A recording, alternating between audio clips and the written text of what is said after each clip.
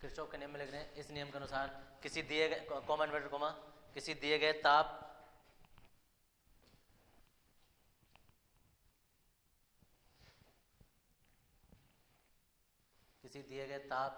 तथा तरंग दैर्ध्य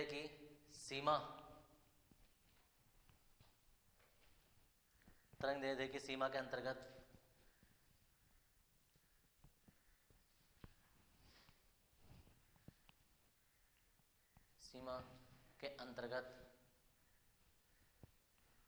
उत्सर्जित होने वाली विकिरण ऊर्जा के अंतर्गत किसी वस्तु से उत्सर्जित होने वाली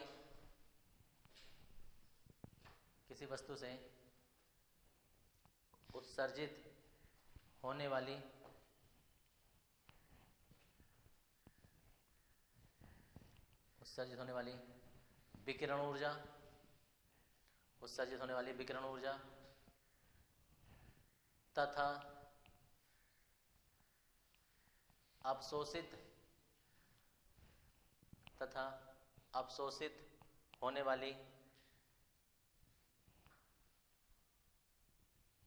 तथा अवशोषित होने वाली विकिरण ऊर्जा का अनुपात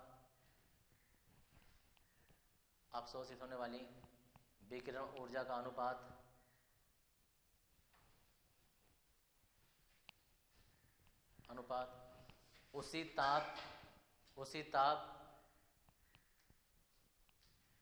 तथा उसी तरंग दैर्ध्य के लिए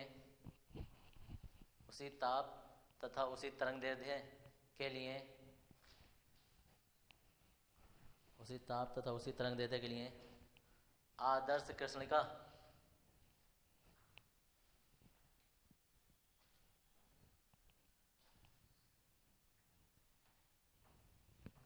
कृष्णिका की उत्सर्जन क्षमता के बराबर होता है। आदर्श कृष्णिका की उत्सर्जन क्षमता के बराबर होता है।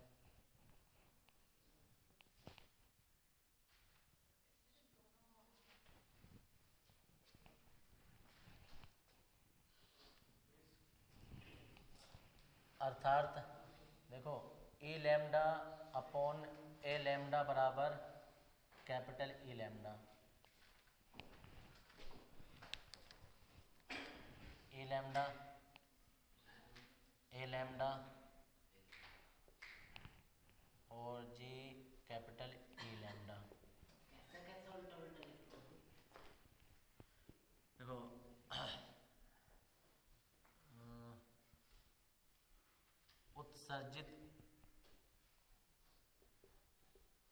उत्सर्जन क्षमता, अवशोषण क्षमता,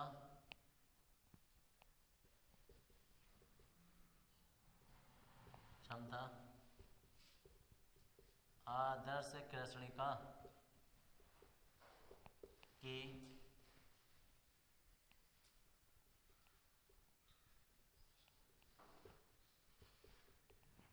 उत्सर्जन क्षमता। इन्होंने ये बोला था कि किसी वस्तु से, कोई सी वस्तु है, अगर उसकी उत्सर्जन क्षमता और अवशोषण क्षमता का अनुपात करें तो वो आदर्श कृष्णिका की उत्सर्जन क्षमता के बराबर होता है। ये बताया था इन्होंने कि किसी दिए गए ताप पर और उसके तरंग दैर्ध्य पर उत्सर्जन क्षमता और अवशोषण क्षमता का अनुपात जो होता है वो आदर्श कृष्णिका की उत्सर्जन क्षमता के बराबर होता है। ये है, और यही बात अब हम सिद्ध करेंगे। हाँ जी, व्युत्पत्ति।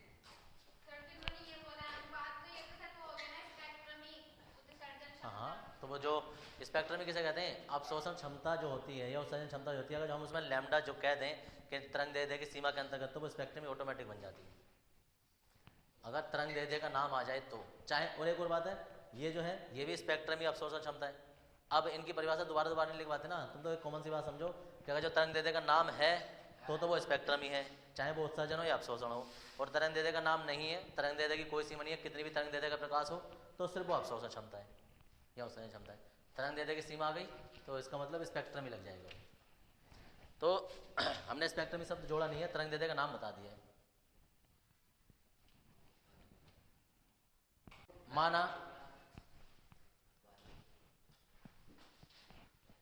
माना एक वस्तु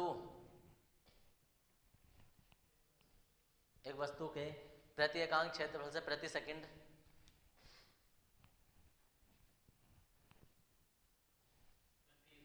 प्रति एकांक क्षेत्रफल से प्रति सेकंड प्रति एकांक क्षेत्रफल से प्रति सेकंड किसी दी गई तरंग दे दिए, किसी दी गई तरंग दे दिए की सीमा के अंतर्गत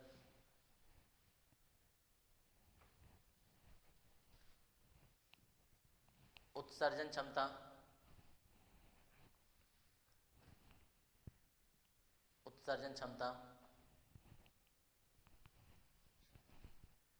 ई लैम्डा स्मॉल ई उत्सर्जन क्षमता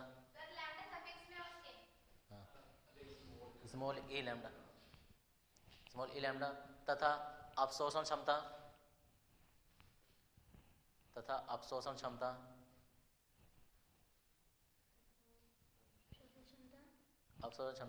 ए लैम्डा है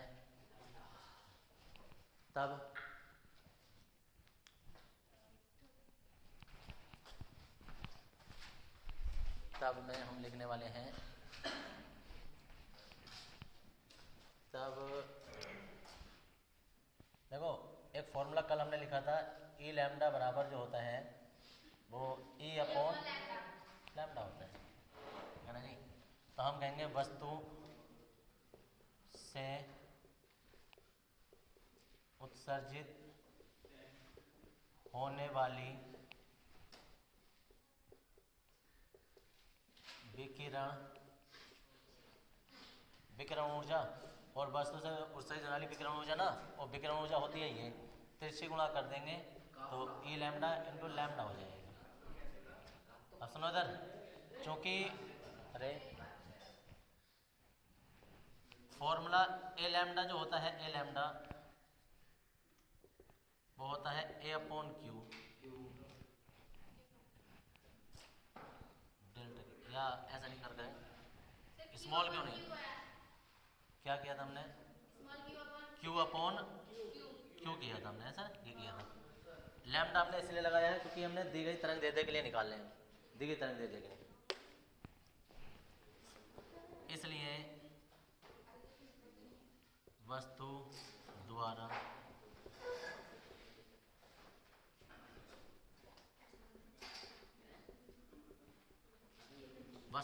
अवशोषित ऊर्जा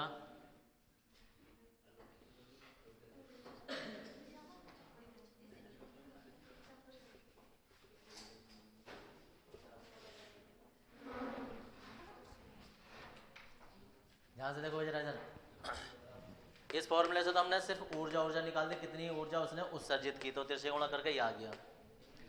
अब ये क्या ऊर्जा होती है, अरे ये होती है अवशोषित ऊर्जा, ये होती है कुल ऊर्जा, तो और ये अवशोषण क्षमता हो गई। तो कोई कहे कि सिर्फ अवशोषित ऊर्जा बताओ कि कितनी ऊर्जा अवशोषित किया, यानी स्मॉल क्यू का मान बताओ, तो कहेंगे वस्तु द्वारा अवशोषित ऊर्जा स्मॉल क्यू बराबर क्या हो जाएगा, तिरछे गुणा हो जाएगी, इधर को ये आ गया। तो अब देखो इसमें क्या होगा, ये उत्सर्जित ऊर्जा है, ये अवशोषित ऊर्जा है, हम कहेंगे साम्य अवस्था होती है कि उत्सर्जित ऊर्जा बराबर अवशोषित ऊर्जा क्या होती है, तो हम कहेंगे साम्य अवस्था में वस्तु द्वारा, साम्य अवस्था ऊपर लिखना, नीचे लिखेंगे ऐसा करके कि वस्तु द्वारा उत्सर्जित ऊर्जा बराबर वस्तु द्वारा अवशोषित ऊर्जा। अब वस्तु द्वारा उत्सर्जित ऊर्जा कितनी थी, ई और क्यू, ई की वैल्यू लगा दो, ई लैम्डा बराबर ए लैम्डा इंटू क्यू, ये आ गया।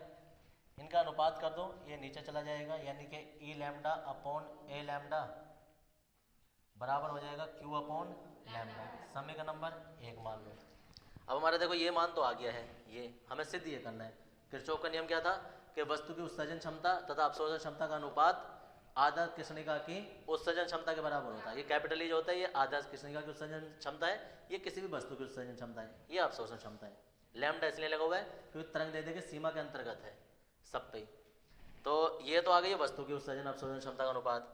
अब हमें निकालना है आदर्श कृष्णिका के लिए। तो देखो हम कहेंगे आदर्श कृष्णिका के लिए, आदर्श कृष्णिका के लिए ए लैम्डा का मान कितना होता था 1, और ई लैम्डा जो है वो 0 होता था, लेकिन ई लैम्डा को आदर्श कृष्णिका के लिए कैपिटल ई लैम्डा से दर्शाया जाता है। भले से मान 0 हो या कुछ भी हो, लेकिन ई लैम्डा जो है ये वस्तु की है, कैपिटल ई से आदर्श कृष्णिका के लिए दर्शाए जाते हैं। तो हम समीकरण 1 में ये वाला मान लगा देंगे। समीकरण 1 में जब मान लगा देंगे तो ई लैम्डा की जगह तो हो जाएगा कैपिटल ई लैम्डा, इसकी जगह हो जाएगा 1, और यहाँ जाएगा क्यू और यहाँ जाएगा लैम्डा, यानी क्यू अपॉन लैम्डा बराबर हमें वैल्यू मिल जाएगी ई लैम्डा बराबर जो हो जाएगा वो क्यू अपॉन लैम्डा हो जाएगा।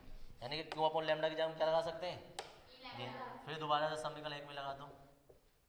समीकरण 1 से जब समीकरण 1 से हम ये वाला मान लगाएंगे तो देखो ई लैम्डा अपॉन ए लैम्डा बराबर ये ई लैम्डा हो जाएगा, और हम कहेंगे यही किरचॉफ का नियम है।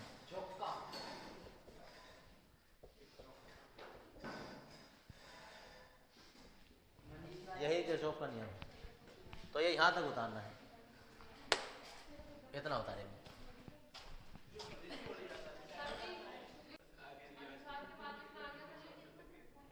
तुम थोड़ी देर चुप बैठ जाओगी, तुम्हें ऐसा लग रहा है मैं ना बताऊंगा इसके बारे में?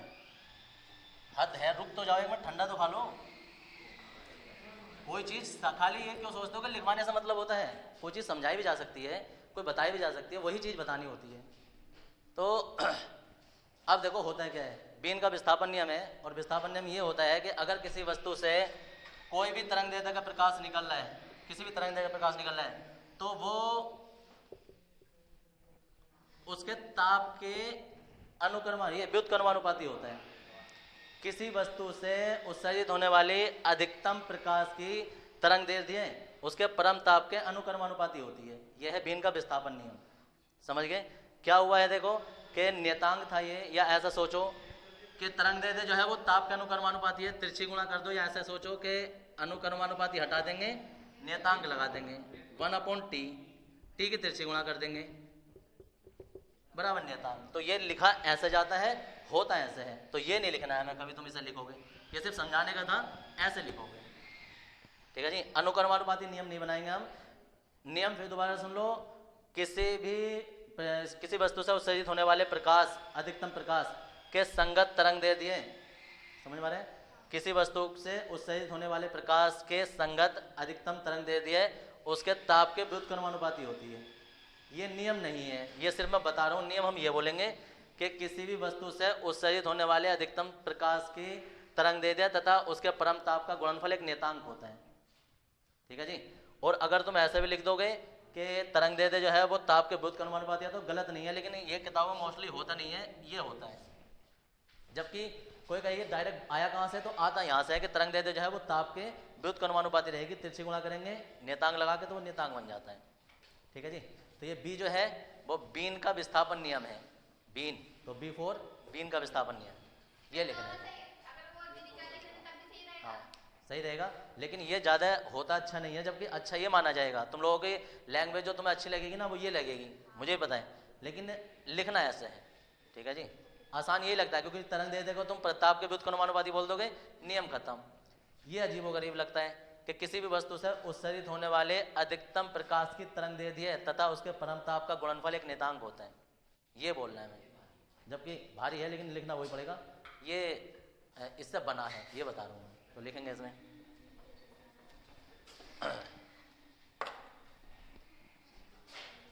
लिखेंगे किसी वस्तु से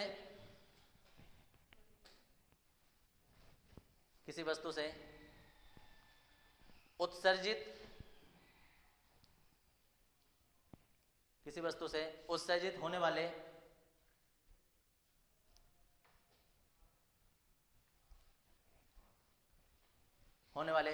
प्रकाश की अधिकतम तरंग दैर्ध्य, प्रकाश की अधिकतम के लिए m जो आया ना वो मैक्सिमम के लिए आया है, ये लैम्डा m जो आया है, अधिकतम तरंग दैर्ध्य के संगत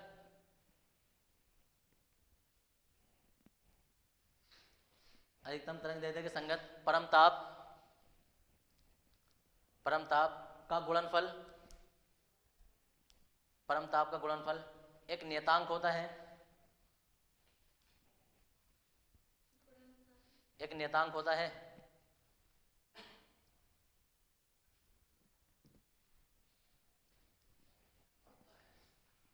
इन्वर्टर को हम बंद कर देंगे, नई लाइन से लिखेंगे। माना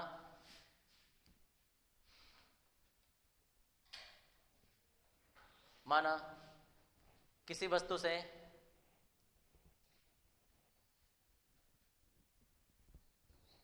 से उत्सर्जित होने वाली विकिरण,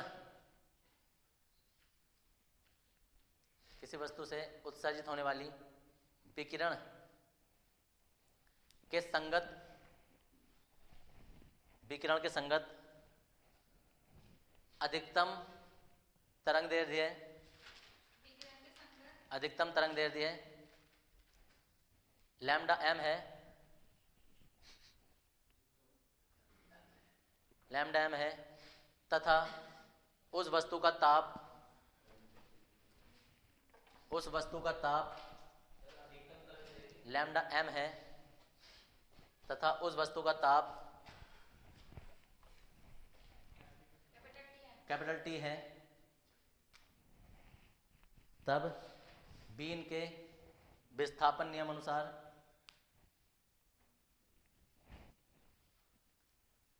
तब बीन के विस्थापन नियम के अनुसार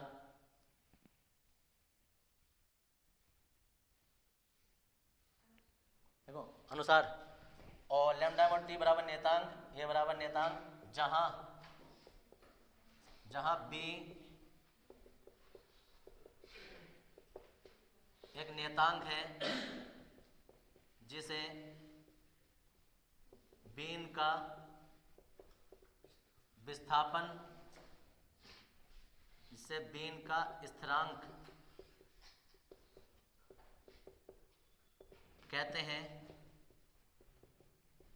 इसका मान 0.2896 गुणा 10⁻² मीटर केल्विन होता है।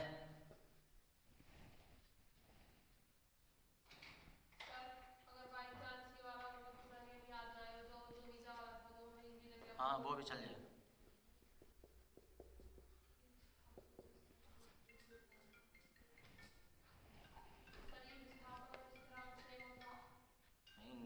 नियतांक और स्थिरांक सेम होता है।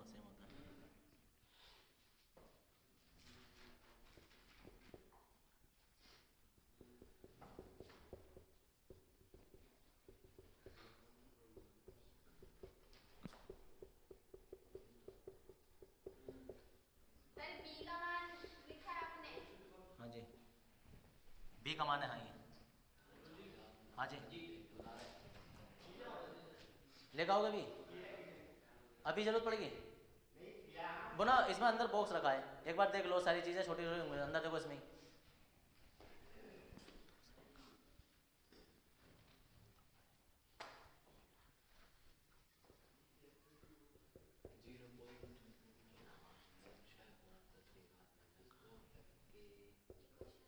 हाँ ऐसे एग्जाम में आए हैं।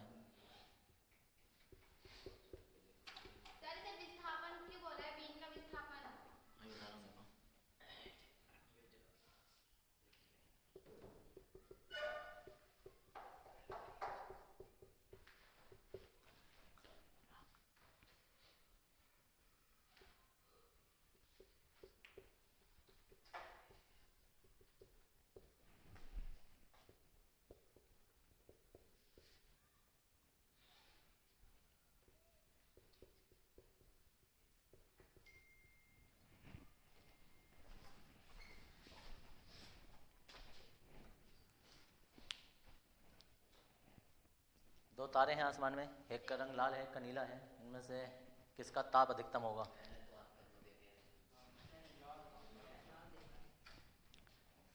आज तक नहीं देखा।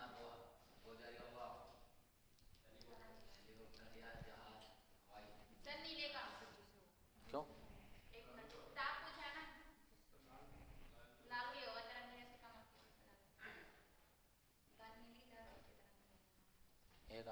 आग भी कई प्रकार की होती हैं, दिमाग में सिर्फ ये मत रखना कि जो पीली सी होती है वही आग होती है। लाल आग भी होती है, सुरख, देखें कोयले वगैरह। तो गैस सिलेंडर में होती है ब्लू कलर की, लो भी जलती है। पीली भी होती है जो नॉर्मली लकड़ी वकड़ी से हम जलाते हैं।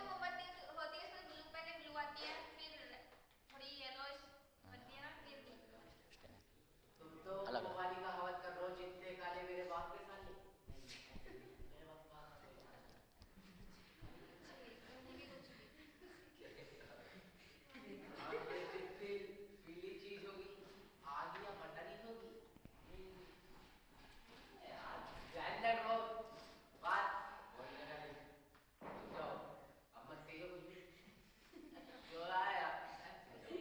तो बोला ही कहूँ अभी मैं।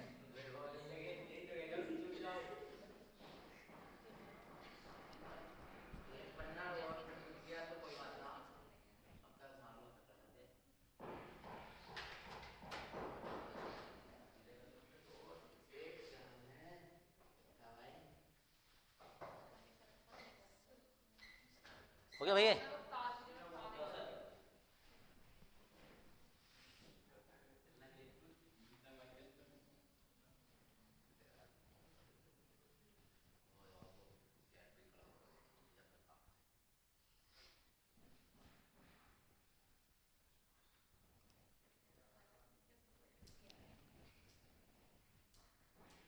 हो गया भाई?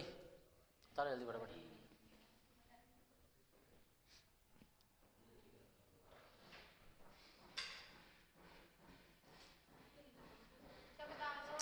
देखो इधर, लो तारन तो दो से पहले देखो लगा बड़ा अभी भी। हो गया? देखो जी इधर बीन का नियम ये कहता है कि अगर कहीं तरंग दैर्ध्य ज्यादा होगी ना तो वहाँ ताप कम होगा। तरंग दैर्ध्य ज्यादा है, ताप कम। व्युत्क्रमानुपाती होते हैं ना, एक दूसरे के उल्टे होते हैं। तो अगर दुनिया में किसी भी रंग की, क्योंकि तरंग दैर्ध्य जो होती है तरंगों की होती है, और जो रंग होते हैं वो तरंगों के रूप में ही दिखाई देते हैं हमें। तो अगर किसी भी रंग की तरंग दैर्ध्य ज्यादा होगी ना तो उसका ताप कम होगा। अब बात करते हैं हम 7 रंगों की। 7 रंग। पहला जो होता है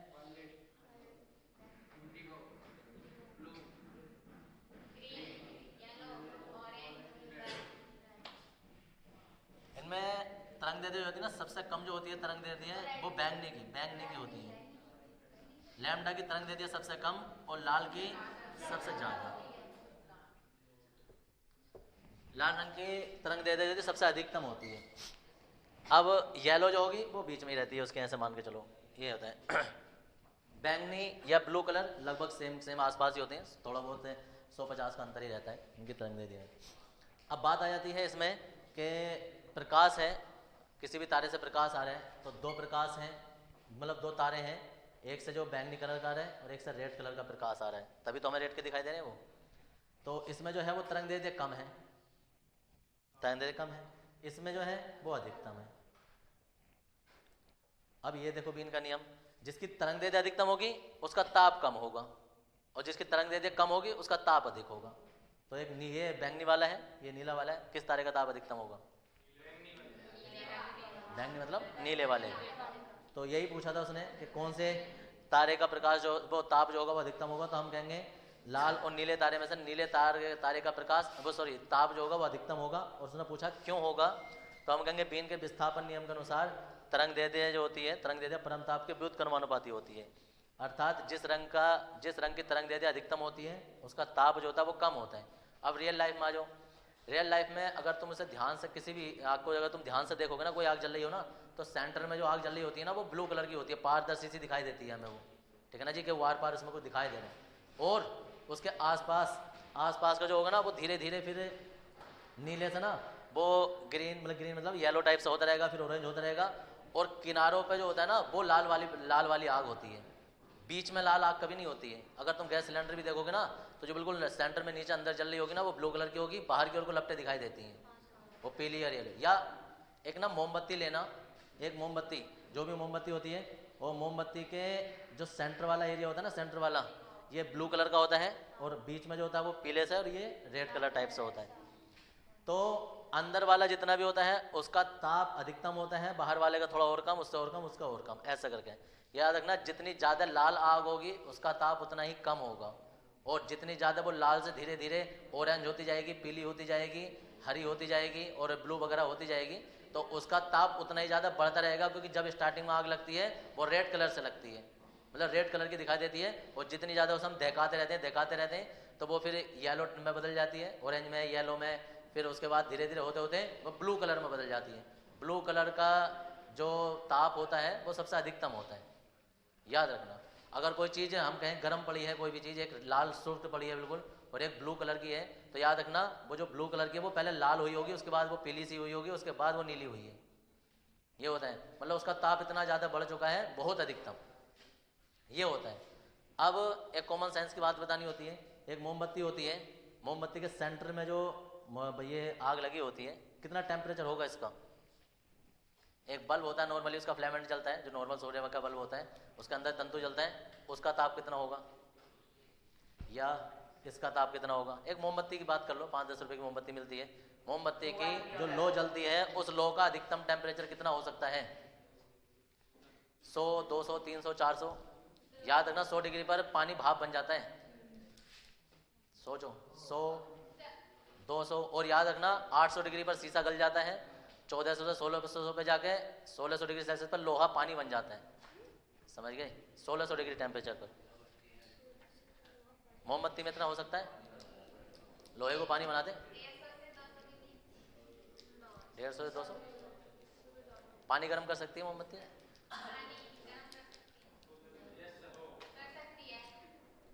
पानी गर्म कर सकती है, पानी को भाप बना सकती है 100 डिग्री, पानी को गर्म कर सकती है 60 से 70 डिग्री, और ज़्यादा जो शीशे को पिघला सकती है तो 700-800 डिग्री, एल्युमिनियम पिघला सकती है 900 से 1100 डिग्री, लोहा पिघला सकती है 1600 से 1800 डिग्री। सिंपल सा मतलब नहीं है, ये रियल लाइफ से जुड़ी चीज़ है। एक मामूली सी मोमबत्ती घर में जो जलती रहती है, पहले आग के लिए लोग केरोसिन के वो डिबिया वगैरह भी जलाते थे, अब तो नहीं जलाते हैं, मोमबत्ती है, या अब तो इतनी सारी लाइट वगैरह आ गई हैं। तो सुनकर तुम्हें थोड़ा सा होगा अजीब सा, जो एक मोमबत्ती होती है ना, उसके सेंटर वाले लोहे का ताप 2400 डिग्री सेल्सियस होता है, 1600 पे जाके लोहा पिघल जाता है, पानी बन जाएगा, 2400 डिग्री सेल्सियस होता है आराम से। लेकिन लोहा इतना छोटा होना चाहिए एक मोमबत्ती, लेकिन लोहा अधिक मात्रा में नहीं होना चाहिए, उसकी लेवल के हिसाब से होना चाहिए। और गर्म करो सर लोहे को, किसी लोहार के पास जाना और देखो जाके, और ज्यादा देखो तो वो फिर येलो सा हो जाएगा, और याद रखना सबसे ज्यादा होगा ना तो ऐसा लगेगा बुझ सा गया है भी, और वो उस टाइम ब्लू कलर में बदल जाएगा, समझ, नीले नीले से दिखाई देगा। उसकी लो भी जो वो ना लोहार के वो एक पहिया से चल रहा होता है, तुम उसे देखना जब वो देखा रहा होता है ना, कोयले लाल होते हैं लेकिन कुछ आग उसमें से नीली से भी निकल रही होती है, वही उसे पिघला देती है, जितने भी लोहे को जो पिघलाती है तो लाल हो जाता है। इसका मतलब वो लाल ही कर पाते हैं, ब्लू कलर उसमें करने के लिए टेम्परेचर बहुत ज़्यादा चाहिए होता है, जो कि नॉर्मली इतना होता नहीं है। तो जो बल्ब होता है, बल्ब का टेम्परेचर भी इतना ही होता है, 2400 से 2500-2600 तक पहुंच जाता है, 3100 पे जाके ना बल्ब फ्यूज हो जाता है। हाँ जी, अगर किसी का सूर्य का बल्ब कभी फ्यूज हुआ है तो याद रखना उसका टेम्परेचर 3110 से ऊपर पहुंच गया होगा, तब जाकर वो फिलामेंट पिघला है। 3100 तक टेम्परेचर पहुंच जाता है फ्यूज होने वाले का। हाँ जी, कौन सी बात है? वाट बिजली पर डिपेंड थोड़ा करता है, वाट तुम्हारे घर में लगी चीज़ों पर डिपेंड करता है कि कितने वाट तुम उसमें वो यूज़ कर रहे हो, वाट हो जाएगा। तो घर के यूनिट तुमसे निकालने आते होंगे, तो हाई स्कूल में छोटी क्लासों में पढ़ लिए होंगे, लोड निकालते हैं घर का कि अपने हमारे घर का कितना मीटर का बिल आ रहा है, वो तो सब निकाल लेते हैं। तो तुम पढ़े लिखे किस काम के हो? घर वाले तुमसे पूछने लगने तो क्या होगा? बोल्ट पे फ्यूज नहीं होता है भाई, बोल्ट से धारा से कोई मतलब नहीं होता है। मतलब होता है कि फिलामेंट जो होता है वो कितनी ऊर्जा उत्सर्जित कर रहा है, कितनी ऊर्जा अवशोषित कर रहा है। अगर उसका क्वथनांक 3100 से 3110 से ज़्यादा हो जाएगा तो वो टूट जाएगा, जिसे हम कहते हैं फ्यूज हो गया है।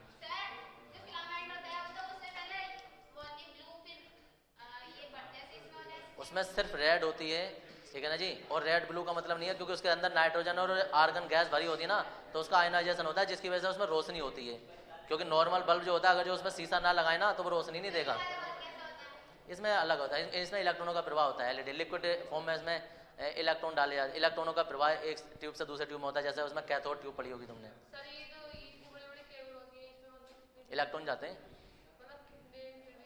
जितनी ज़्यादा संख्या में इलेक्ट्रॉन जाएंगे उसमें उतनी ज़्यादा एम्पियर लाइट जाएगी। 1 एम्पियर, 2 एम्पियर, 3 एम्पियर। जब तुम उससे लेने जाओगे तो उस पर केबल पर लिखा होता है इतने एम्पियर। जो स्विच लगे होते हैं उन पर स्विच पे भी लिखा होता है 6 एम्पियर। ये एम्पियर की नहीं होती हैं, ये वोल्टेज में होती हैं जो केबल पहुंचाई जाती हैं, जो हमारे तार लगे होते हैं। ये लिखा होता है जो तुम्हारे आसपास लगे 11,000 वोल्ट, 33,000 वोल्ट, हमारे मैक्सिमम यही है। जो श्रावंती वाली है जो वैसे वाले खंभों पर होती है वो है तुम्हारी 2,20,000 वोल्ट। वो वोल्टों पर डिपेंड करता है।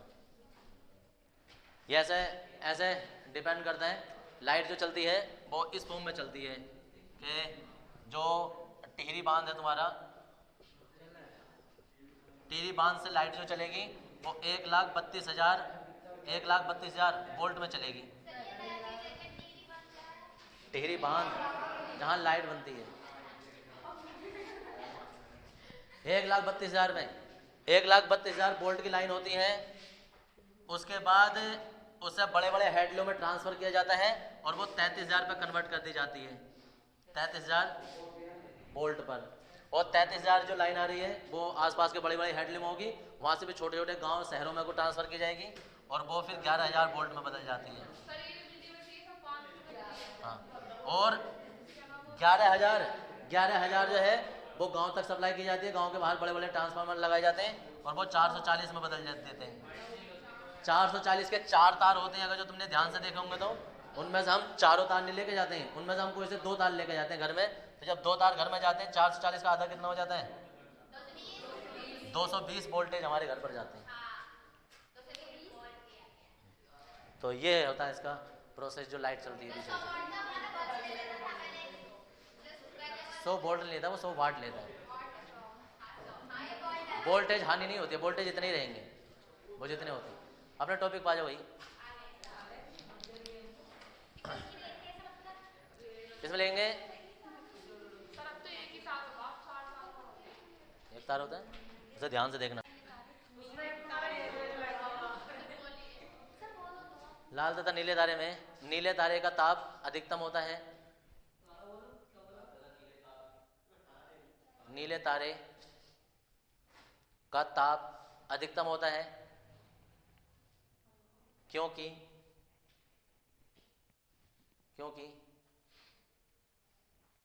बीन के विस्थापन नियम अनुसार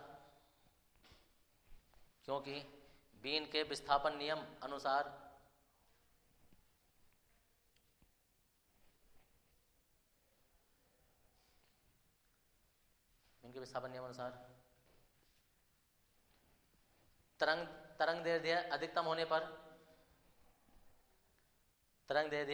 होने पर ताप कम हो जाता है। तरंगदैर्ध्य अधिकतम होने पर ताप कम हो जाता है। प्रश्न लगा लेंगे। लाल तथा नीले तारे में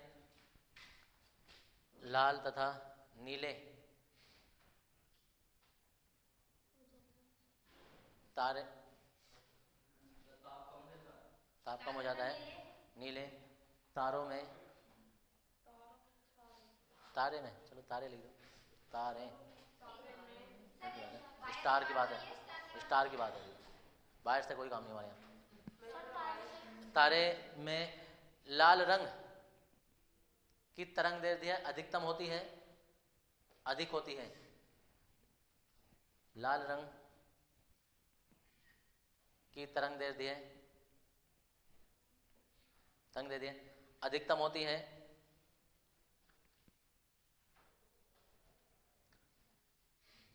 है।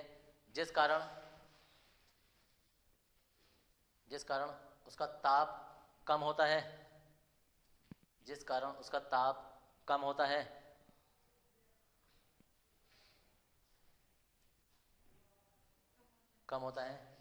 और नीले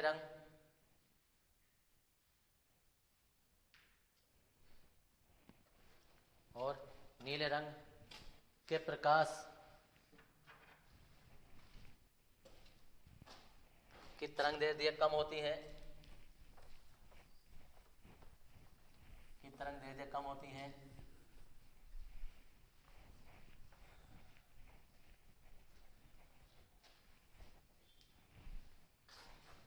कम होती है, जिस कारण उसका ताप अधिकतम होता है,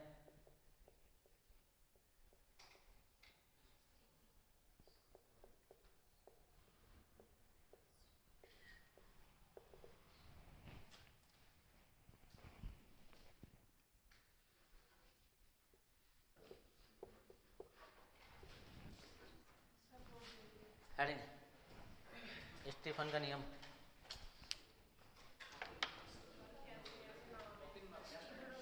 देखो अभी इसमें नियम लिखेंगे, हॉकिंस नहीं है ये, स्टीफन का नियम। पूरा नहीं है, यही है बस पूरा। स्टीफन का नियम से लेंगे। इस नियम के अनुसार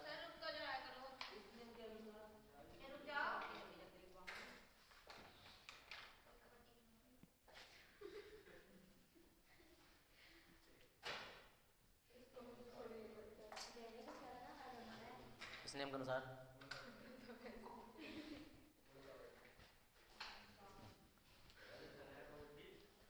इसमें लेंगे। अभी बता रहा हूँ, पहले हिंदी लिखेंगे, इसके बाद बताऊंगा। कॉमा इन्वर्टेड कॉमा, किसी वस्तु के प्रति एकांक क्षेत्रफल से, किसी वस्तु के प्रति एकांक क्षेत्रफल से प्रति सेकंड, किसी वस्तु के प्रति एकांक क्षेत्रफल से प्रति सेकंड उत्सर्जित, प्रति एकांक क्षेत्रफल से प्रति सेकंड उत्सर्जित होने वाली, उत्सर्जित होने वाली विकिरण ऊर्जा, उत्सर्जित होने वाली विकिरण ऊर्जा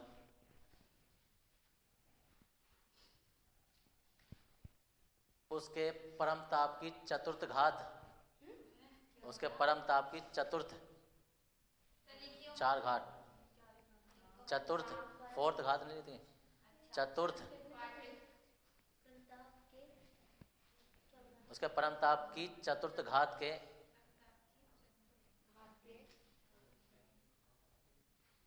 चतुर्थ घात के अनुक्रमानुपाती होती है।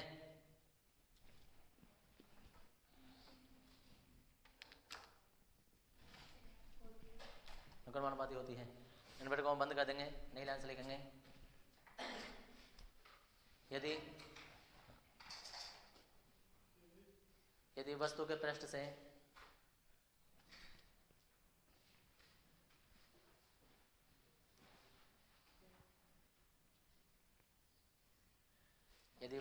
से उत्सर्जित होने वाली विकिरण ऊर्जा, उत्सर्जित होने वाली विकिरण ऊर्जा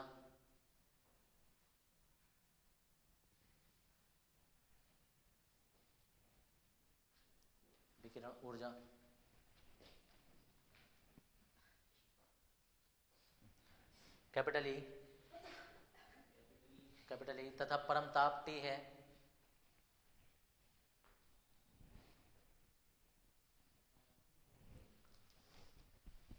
परम ताप कैपिटल T है, तब स्टीफन के नियम अनुसार,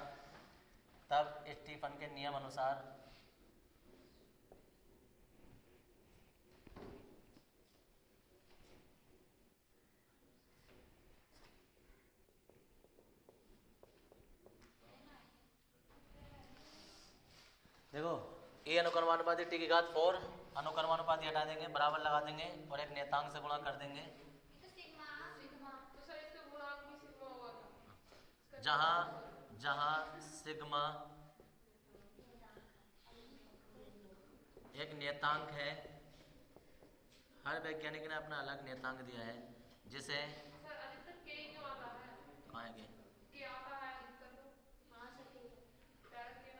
जिसका कोई मान नहीं होता उसे के लिख देते हैं, जिसका मान होता है वो किसी अलग चीज से दर्शाया जाता है।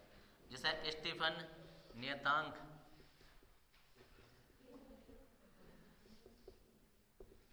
इसे स्टीफन नियतांक कहते हैं। इसका मान 5.67 गुणा 10⁻⁻8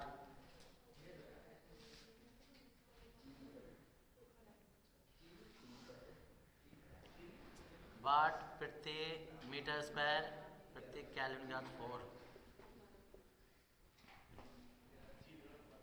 होता है।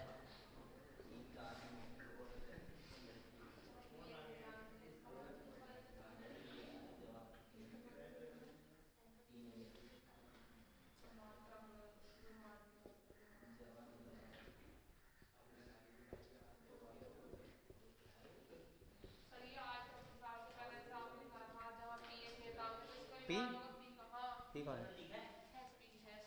हाँ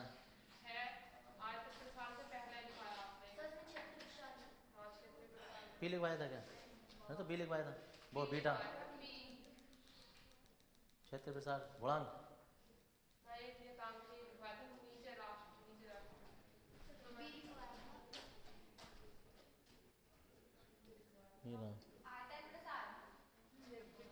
बीटा है वो। सारा गलत कर रखा है, गलत है वो। औरों का मैच करो जरा।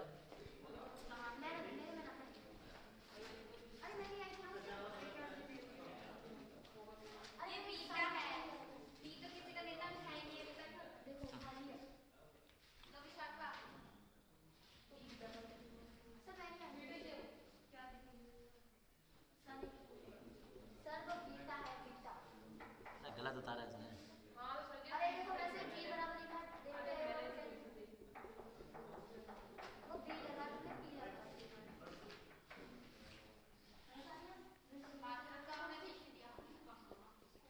बता रहे कहाँ से आया मात्रा?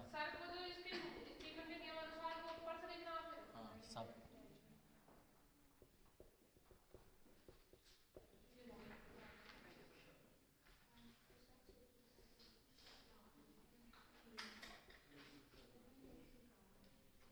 देखो E बराबर जो होता है वो सिग्मा टी की घात 4 होता है। सिग्मा बराबर टी नीचे चला जाएगा तो E अपॉन टी की घात 4 हो जाएगा। अब E का मात्रक जो होता है, ये विकिरण ऊर्जा होती है, विकिरण ऊर्जा का मात्रक जो होता है वाट प्रति मीटर स्क्वायर होता है, कल ही लिखा था। और T जो होते हैं वो केल्विन आएगा, इसका मात्रक टी की घात 4। ये नीचे आ जाएगा तो इसका मात्रक आ जाएगा वाट प्रति मीटर स्क्वायर इंटू केल्विन की घात 4। अब इसकी विमा देखो, एक सेकंड। सिग्मा की विमा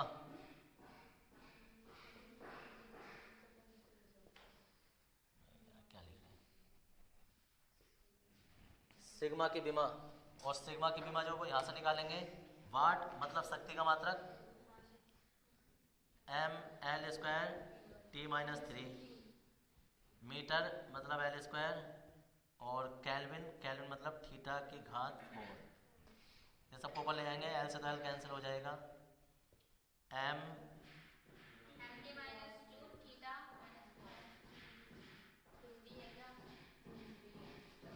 सिग्मा की विमा। देखो विकिरण ऊर्जा जो है ना वो खाली ऊर्जा नहीं है, विकिरण ऊर्जा है। और वो प्रति एकांक क्षेत्रफल से कहाँ से निकाला था? ये जो मात्रक निकाला था हमने, ये लिखा था ना, प्रति एकांक क्षेत्रफल से प्रति सेकंड ऊर्जा जो होती है वो Q प्रति एकांक क्षेत्रफल से प्रति सेकंड उत्सर्जित होने वाली ऊर्जा। तो E का मान ऐसे निकाला था, या स्मॉल ए लिख दिया, कैपिटल जो भी है।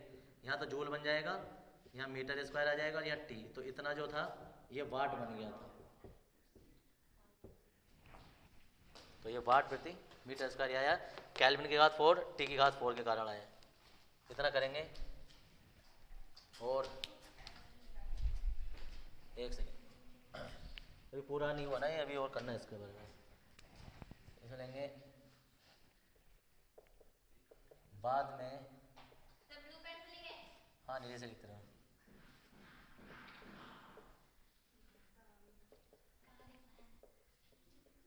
ऐसे लिखते रहो नीचे को।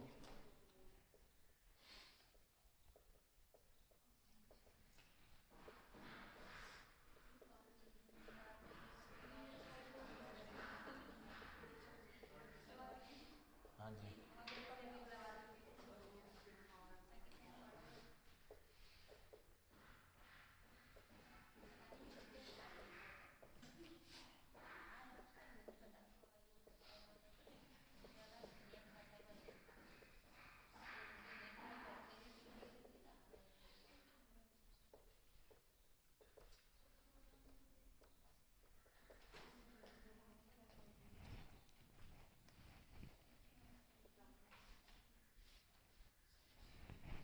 देखो इसी नियम को बाद में इसने बोल्टजमैन ने ऊष्मागतिकी के लिए भी आरोपित करके बताया कि नियम सही है। तो फिर ये ऊष्मागतिकी के लिए इन्होंने सिद्ध किया बोल्टजमैन ने स्टीफन के नियम को, और फिर ये साझे हो गए। तो लास्ट में फिर इनका बोला क्या लिखा कि बाद में स्टीफन के नियम को बोल्टजमैन ने ऊष्मागतिकी के लिए सिद्ध किया, इसलिए इसे स्टीफन बोल्टजमैन नियम भी कहते हैं। हाँ जी, बोल्टजमैन